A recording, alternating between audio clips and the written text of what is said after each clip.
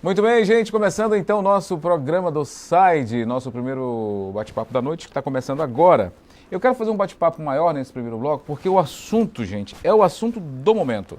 Vamos falar da cheia do Rio Madeira? Não.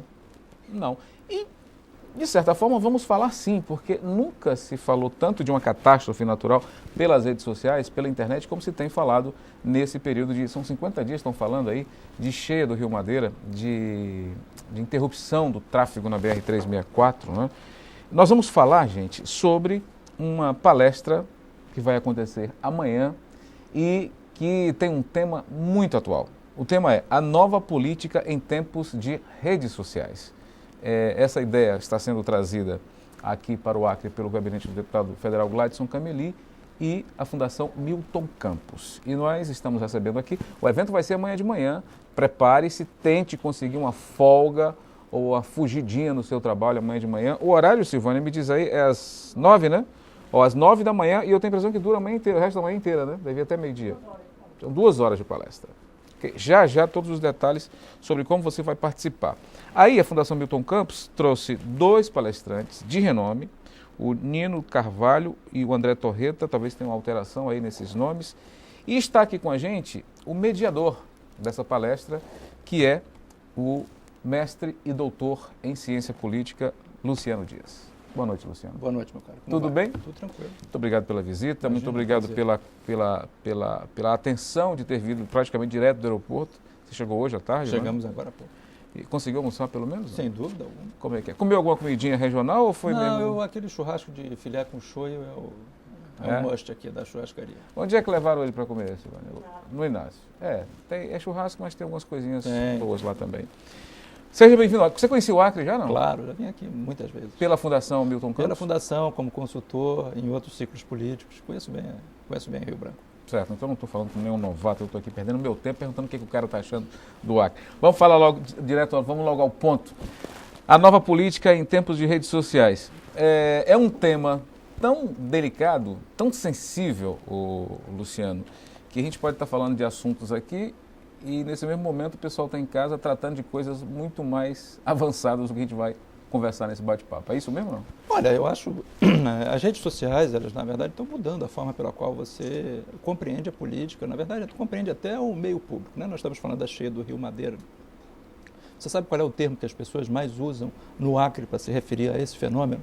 A gente fez uma pesquisa no último mês para dizer qual é a palavra, qual é o conceito que as pessoas estão usando para falar do efeito Rio Madeira. E a palavra que mais se destaca é isolamento. Isolamento. Quer dizer, as pessoas não falam nem cheia, enchente. Não falam cheia, não falam enchente, não falam governo. Não fala catástrofe. Não fala catástrofe. Qual é o grande problema? Qual Isolamento. é o isolamento?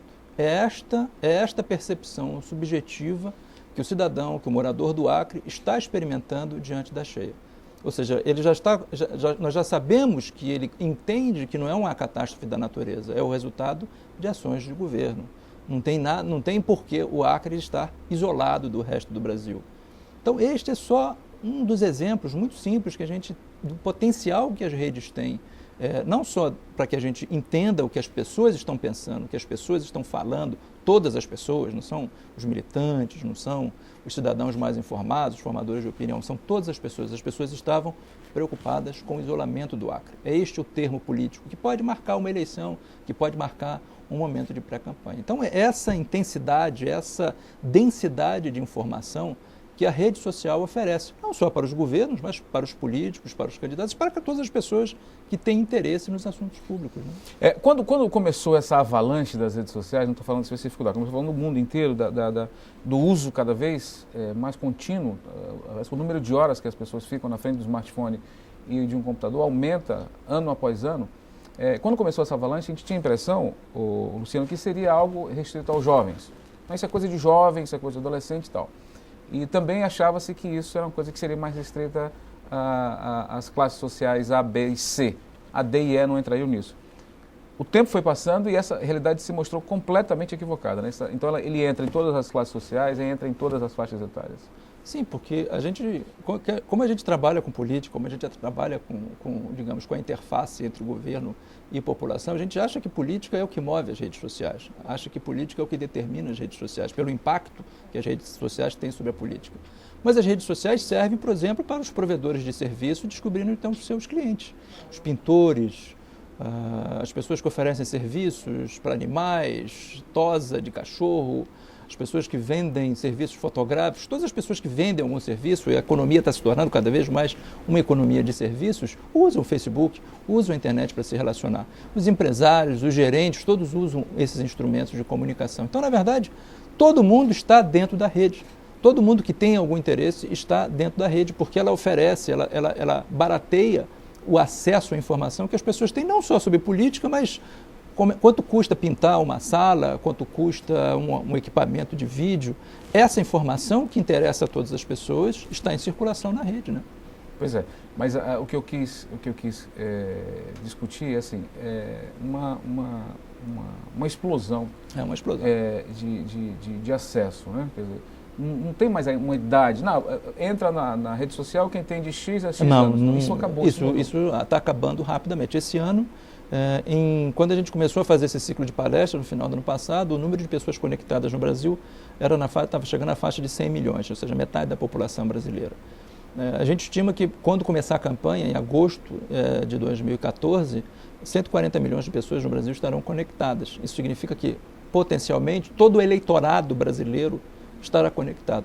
Imagine as implicações políticas, as implicações para a mídia, as implicações para as pessoas que estão em campanha, o fato de que 140 milhões de pessoas estão conectadas. Não existe, como você disse, mais barreira de idade, não existe mais barreira de consumo. É um processo que já não tem mais volta. Ele é cumulativo e ele é, digamos assim, os próprios empresários que comandam as redes sociais estão percebendo esse projeto. Ontem mesmo, deve ter acompanhado, uma produtora de óculos que vai produzir realidade virtual foi comprada por $2 bilhões. A empresa não estava nem em fase operacional. Então, esse é, como você diz, é uma explosão. Nós estamos no momento de criação de um novo tipo de comunidade humana e que a gente está, com essas palestras, com esses eventos, com essas discussões, tentando chamar as pessoas para entender melhor quais são as implicações disso tudo, né? Classe política brasileira, não estou falando do PP, estou falando da classe política brasileira como um todo, está preparada para encarar essa nova realidade? Não está. Ela mal estava se adaptando ao universo da televisão, do rádio, com a propaganda exatamente, eletrônica. Ou seja, aquele modelo que a gente chama unidirecional de comunicação. O político brasileiro, ele ainda não sabe separar a vida privada da sua vida pública, ele não sabe usar ainda a comunicação visual.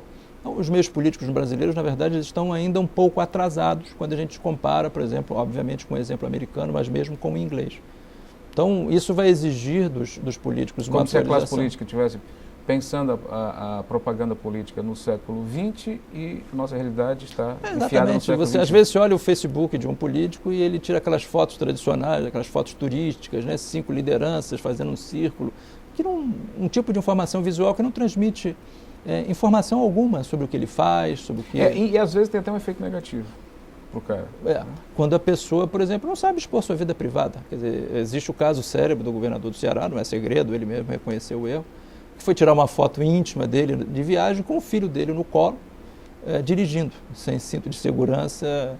Ele quis dar uma demonstração de intimidade e foi, na verdade, afetado por uma enxurrada de críticas no mesmo momento em que essa informação era veiculada. Uma coisa que, a princípio, não havia nenhuma razão para ele fazer aquilo. Então, hoje, os políticos ainda estão muito acostumados... Porque essa coisa de redes sociais é um negócio tão sério, por exemplo, o Papa. Talvez a maior liderança mundial, na minha modesta opinião, o Papa. E o Papa, desde o anterior e esse também, usam, por exemplo, o Twitter. Tem lá, eu sou, inclusive, seguidor do Papa. Quer dizer, isso é sinal que qualquer um pode usar, mas tem a forma correta. Alguém já pensou, por exemplo, em criar um manual de uso das redes sociais? Todo mundo está fazendo isso. Todo mundo está fazendo isso.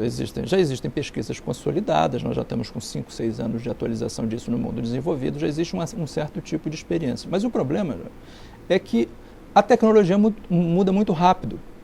Os meios mudam muito rápido, os instrumentos mudam, o equipamento muda muito rápido. Então, é difícil você produzir um manual, e a gente já, na Fundação Milton Campos, nós já pensamos nisso, né? É muito difícil fazer um manual que não fique velho no próximo ciclo eleitoral. É verdade. Então, o que a gente vem tentando fazer com essas palestras são duas coisas. Uma, conscientizar a população que é importante usar as redes sociais para a política. Isso é o primeiro, é o que a gente chama de trabalho evangélico. Usar para a política significa o quê? Traduz significa acompanhar a política, se informar sobre a política, sobre os fatos da política. Porque isso é importante para o Brasil, é importante para as pessoas. As pessoas reclamam, corrupção, não sei o quê, não sei o quê. Você acompanha o seu político? Quem você votou na última eleição? A pessoa não sabe, esqueceu. Então, esse trabalho de evangelização é importante. Só um comentário, você falou disso aí, da importância das pessoas acompanhar o político que ele vota. Alguém um dia desse colocou, acho que foi no Facebook, uma dica, parece tola, mas muito interessante. Por exemplo, antes de votar no candidato fulano de tal, vá no Google e coloca lá, acusado de, não é?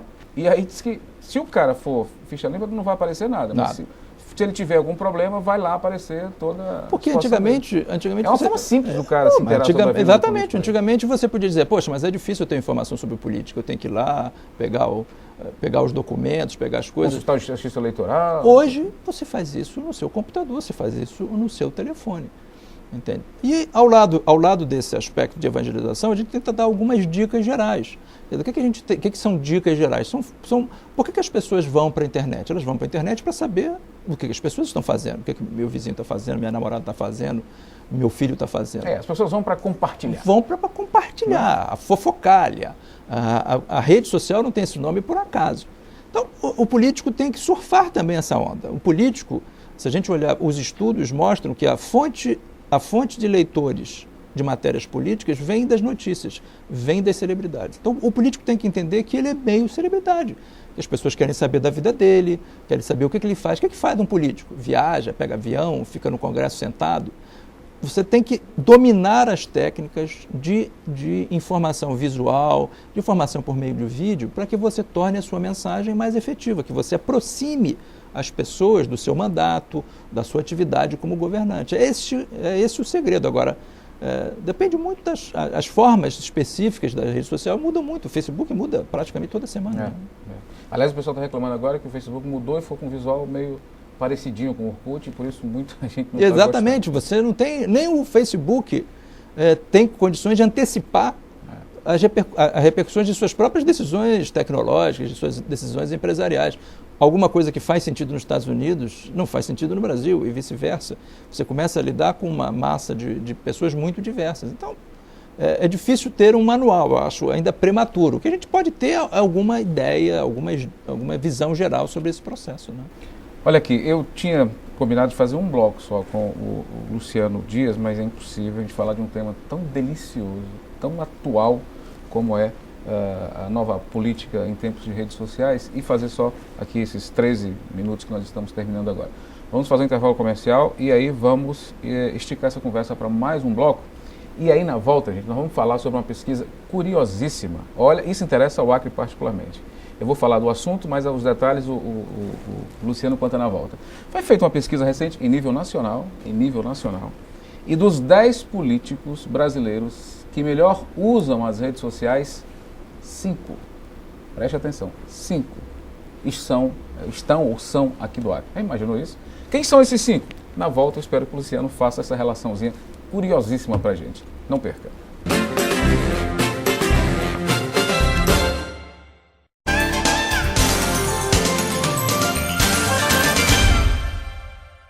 Muito bem, queridos amigos e amigas, de volta com o nosso programa do SAID. Se você mudou agora para o canal 27, você que mudou agora para o canal 27 e curte redes sociais, eu lamento muito. Nós estamos aqui, desde o bloco passado, conversando com o mestre e doutor em ciência política, Luciano Dias. Ele é da Fundação Milton Campos e está em Rio Branco, chegou na tarde da quinta-feira para ministrar. Ele e mais 2 palestrantes na sexta-feira, uma palestra sobre a nova política em tempos de redes sociais, ok? E nós estamos aqui conversando sobre essa avalanche que representa na mídia política, na propaganda política, a presença das redes sociais. E já que estamos falando de redes sociais, vamos falar da nossa presença. Vai colocar aí na tela um gerador de caracteres, a nossa presença nas redes sociais, para você compartilhar com a gente, adicionar, comentar, pedir reprises, sugerir convidados aqui no programa. Começando pelo Facebook. Você procura aí facebook.com/JorgeSaid612, está lá a nossa fanpage. No Twitter, @JorgeSaid_AC. E no Instagram, JorgeSaid_AC. Aproveita o embalo aí, sabe? Coloca também o nosso e-mail para quem ainda não tem nosso endereço eletrônico. jorgesaid.uol.com.br, ok? Mande sua mensagem e, na medida do possível, nós vamos atender a sua solicitação, aquele seu pedido aqui encaminhado ao nosso programa. Gente, eu estou aqui, como eu disse, então, desde o bloco passado, conversando com o Luciano Dias, cientista político, mestre e doutor da Fundação Milton Campos. Ele está aqui para falar sobre... Aqui não, está aqui no Acre, para falar em uma palestra sobre Facebook, Twitter, YouTube, WhatsApp, Flick, Blogger, Instagram, enfim. E sobre a presença da política nas redes sociais, sobre interatividade. Aí, no bloco passado, eu prometi revelar uma informação e, infelizmente, ele não tem a informação completa, mas a parte importante a gente vai divulgar aqui. A história da pesquisa que você tomou conhecimento. Sem dúvida alguma.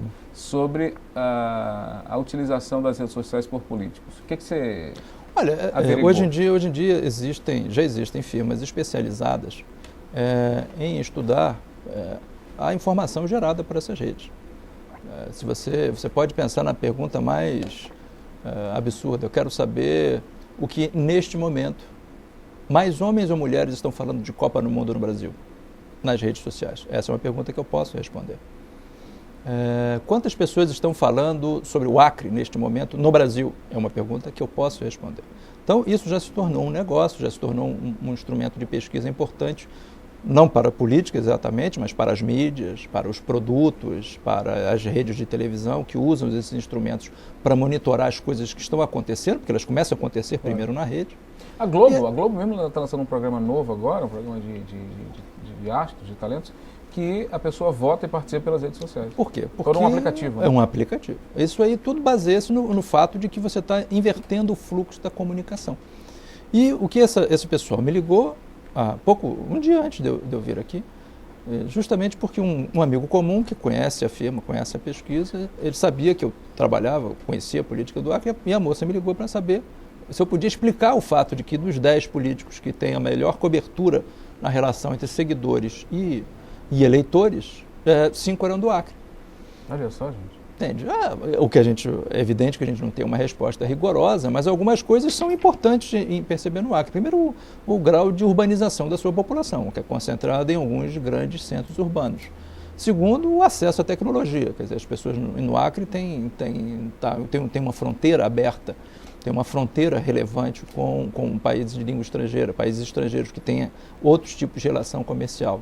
Terceiro, que o Acre tem uma política moderna, ou seja, a esquerda já chegou no poder, a esquerda já exerce o poder, a esquerda já cumpriu, talvez já tenha até cumprido o seu ciclo político, mas, enfim, é uma política moderna, no sentido em que não é mais uma disputa entre personalidades ou grupos políticos, mas é uma política definida em termos ideológicos. Então, todos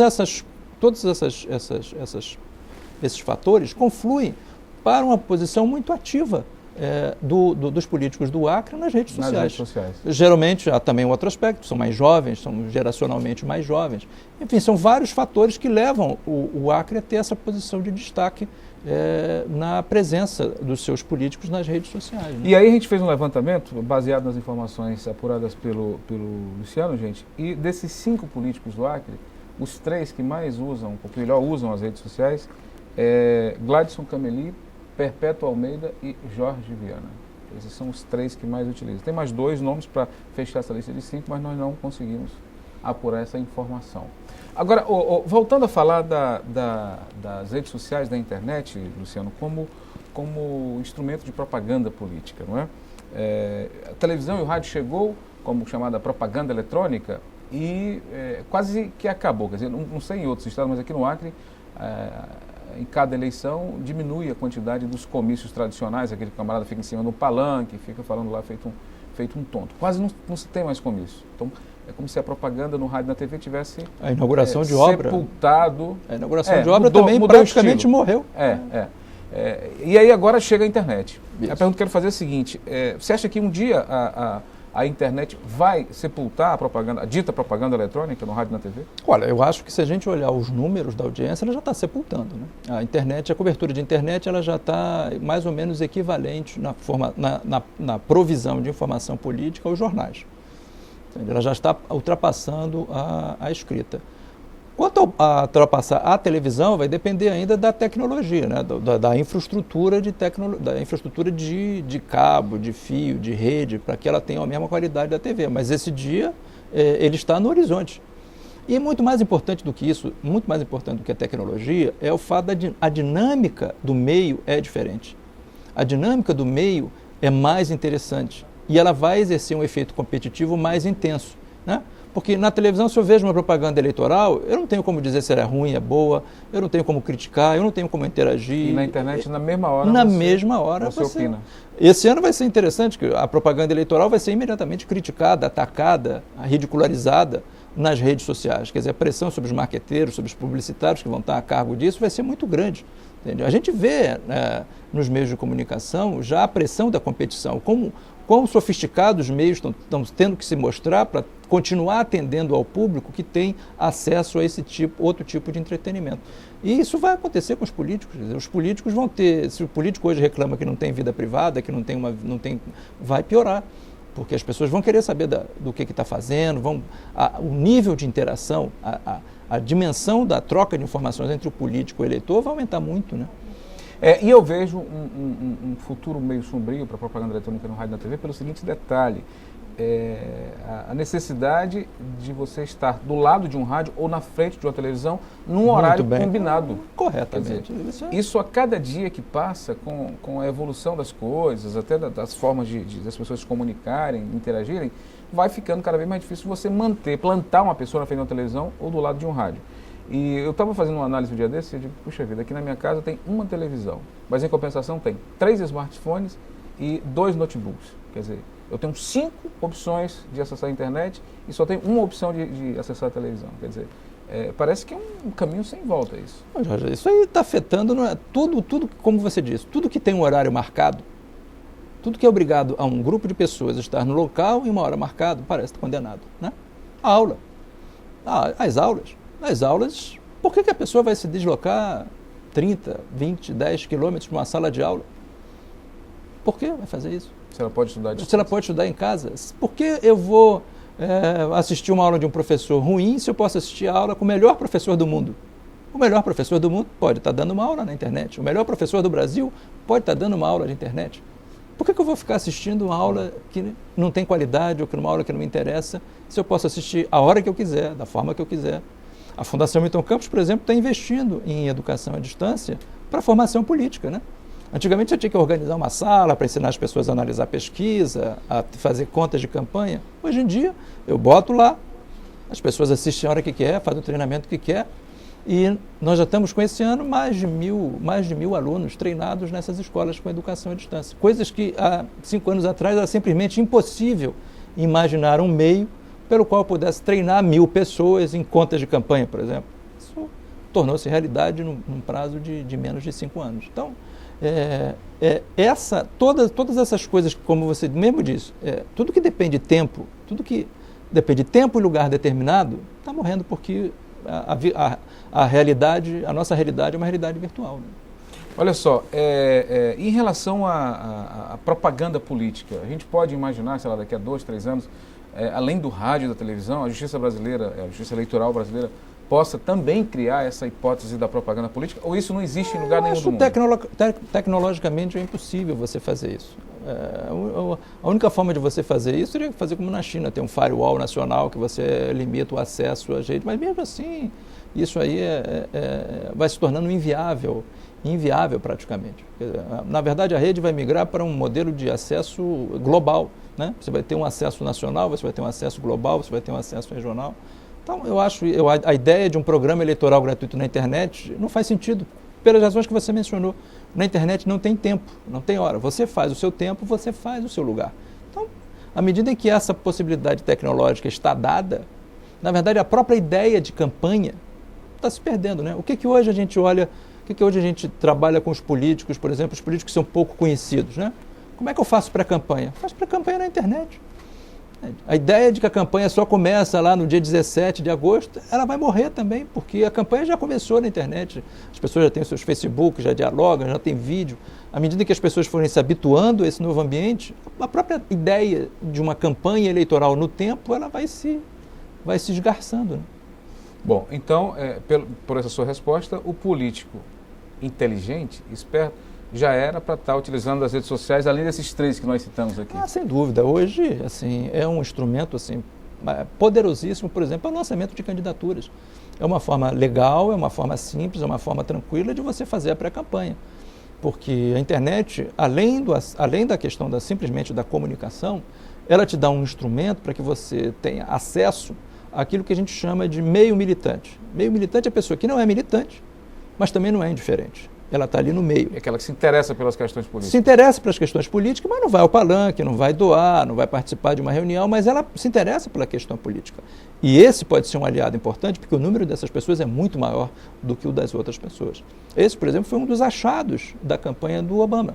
Foi descobrir essas pessoas que tinham um interesse mínimo em político, não eram indiferentes, eram pessoas que votavam, mas eram pessoas que, por suas razões privadas, não queriam participar da política, não queriam numa reunião no diretório, não queriam participar, mas elas queriam se envolver com a política. E a internet ofereceu um meio tecnológico pelo qual você pode chamar essas pessoas para dentro, pode dialogar com elas. E quando chegar na campanha, elas serão seus multiplicadores, elas serão, na verdade, os seus reais cabos eleitorais, em vez do pobre sujeito que fica ali bandeirando no meio da rua. Né? Luciano, você falou do caso do Obama, não é? Que foi, acho que é o caso do político, mundialmente falando, que melhor utilizou a internet e as redes sociais para fazer campanha. No Brasil, a gente tem uma tentativa com a Marina na eleição passada. Sem dúvida alguma, mas muito bem lembrado. Mas não deu muito certo. Por quê? Muito bem lembrado.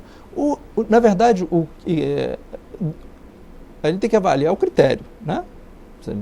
Como não deu muito certo, né? Em termos de rentabilidade eleitoral. Sim, mas ela, digamos assim, para uma candidata que tinha um horizonte limitado, ela chegar em terceiro lugar, com mais de 10% dos votos, venceu no Distrito Federal, venceu na cidade de Belo Horizonte. Entende? Ela já foi um sinal disso. Ela já é um sinal de uma nova realidade. Há 4 anos atrás. Olha só, hoje você dizia, né? Não, a hora que a Marina aparecer do lado do Eduardo Campos, o Eduardo Campos vai pegar o voto da Marina. Isso aconteceu? Parece que não. Não. Por quê? Ele continua patinando em terceiro lugar. O voto é da Marina. Porque essa ligação estabelecida através das internet, através desses processos todos mais sofisticados, ela não é uma relação política como a do passado, né? Não, agora eu vou apoiar fulano, você vote no fulano. Não, é uma relação de convencimento, é uma relação. As pessoas que votaram na Marina, que tiveram acesso à Marina através desses mecanismos, têm uma relação com ela, uma relação com aquele tipo de proposta, aquele tipo de visão de mundo, de visão da política. Pois é, no caso do Obama também teve uma outra vertente que a gente precisa analisar aqui, que foi as doações. Sem dúvida, sem dúvida. No Brasil a gente não tem ainda esse modelo. É muito difícil ainda, é muito difícil fazer isso no Brasil pela baixa credibilidade da política. As pessoas não têm muita credibilidade na política ainda. Mas, se você olhar para frente, a internet resolve isso. Quer dizer, a internet, ao oferecer, as redes sociais, ao oferecer um contato mais, digamos assim, ao permitir que o eleitor separe, vamos dizer, uma expressão um pouco brutal talvez, mas separar o joio do trigo, se a pessoa vê naquele candidato uma pessoa decente, se ela vê um candidato que pelo que ela acompanha nas redes, ele é uma pessoa correta, decente, honesta, eu acho que a barreira moral, a barreira de desconfiança para a doação vai ser derrubada como outra qualquer. Quer dizer, essa barreira existia no caso do pagamento eletrônico no Brasil, existiu para o caso do pagamento na internet. A internet brasileira levou 2 anos, no mínimo, convencendo o consumidor de que era seguro comprar através da internet, mas hoje é um meio de pagamento assim, praticamente dominante no Brasil, o cartão eletrônico, né? Gente, daqui a pouco a gente fala detalhes sobre como você pode participar da palestra amanhã com o Luciano e mais 2 palestrantes, lá no auditório da FIBFAL. Para encerrar agora a entrevista em si, e o tal do marco regulatório, aprovado recentemente pelo Congresso, isso vai mudar essa relação dos políticos com as redes sociais ou não afeta? Não, assim, o marco regulatório, a única coisa relevante do marco regulatório, a única coisa que, assim, digamos, causou mais impacto, foi que o governo queria, de alguma forma, interferir nas políticas de preço que as operadoras, que os provedores oferecem aos seus clientes em função da velocidade. E isso, de fato, o governo até tem um argumento que isso poderia criar algum tipo de discriminação, muito semelhante a que existe em outros tipos de serviços, de provisão de serviço sofisticado no Brasil, que vai do plano de saúde ao cartão de crédito e assim por diante. Então, o governo, enfim, não é uma coisa absurda, não é o único governo que está tentando fazer isso. O problema é que a tecnologia muda tão rápido. que você imaginar que você vai ter uma legislação que vai conseguir regular esse problema a médio prazo, me parece irrealístico, né? É como a atual legislação de normalização e de patentes, quer dizer, as coisas mudam tão rápido que não faz nem mais sentido patentear ou normalizar ou definir um padrão para certos tipos de tecnologia. Então, eu acho que o espírito era um espírito positivo, era um espírito assim, democrático, mas, enfim, ele, digamos assim, está olhando para o passado, entende? Ele não está olhando para o futuro, quando tudo isso vai virar uma commodity, quando isso tudo vai virar praticamente de graça, né? Então, isso, o marco civil regulatório, o marco da internet não interfere na política, na relação da política com as redes sociais. Não. Gente, então, papel e caneta na mão, a gente vai falar agora da palestra. Amanhã, às 9 da manhã, dia 11, sexta, 9 da manhã, no auditório da FIB-FAO, ali na Estrada Dias Martins, número 894. Procure chegar antes, tem 500 cadeiras lá, né? E quem chegar mais cedo consegue o melhor lugar. É de graça? É de graça. Totalmente de graça. Lá no auditório da FIB-FAO. Como eu estou dizendo para você, tudo vai ser de graça. Vai ser transmitido ao vivo pela internet, você vai poder assistir no endereço, sabe colocar na tela, www.miltoncampus.org.br. Esse é o site da Fundação Milton Campos que vai transmitir ao vivo a palestra A Nova Política em Tempos de Redes Sociais. Na página da Fundação Milton Campos, que o Sávio colocou aí na tela, você também pode acessar o Facebook da Fundação e ter mais informações e maiores detalhes sobre esse tema tão bacana que é a nova política em tempos de redes sociais. E aí conhece também os cursos à distância oferecidos pela Fundação Milton também são todos gratuitos, são para todos os brasileiros, não é para militantes. Até eu vou dar uma pesquisadinha também lá. Se tem uma coisa na área da será muito bem-vindo, será muito bem-vindo. Obrigado, nada, que isso, Luciano, muito obrigado visita, viu? Vocês estão uma de parabéns. Boa palestra amanhã. Vocês estão de parabéns. Obrigado. A você de casa, muito obrigado também pelo carinho, pela audiência, por ficar com a gente até essa hora. Um bom final de noite e até amanhã.